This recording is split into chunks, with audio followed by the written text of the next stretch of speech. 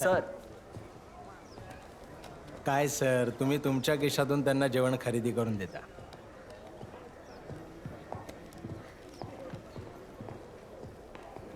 सरांचं मन वेगळंच आहे. हां सर.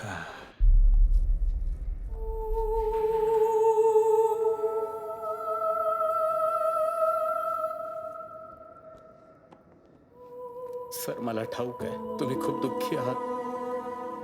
खरं सांगायचं तर तेव्हा मी शुद्धीवर नव्हतो. जेव्हा मी तुमच्या वाईफला आणि मुलांना किडनॅप केलं होतं तेव्हा मी जवळपास 10-15 डोस घेतले होते. त्यानंतर माझ्या डोक्यावर जणू सैतान सवार झाला होता आणि मला काहीही कळत नव्हतं. त्यानंतर मला पोलिसांनी पकडलं तेव्हा काय घडलं हे अजिबात आठवत नाहीये सर. सर तुम्ही मला कितींदाही विचारलं तरी मला काहीच आठवत नाही सर. क्रॉनिक ड्रग घ्यायची सवय आहे मला.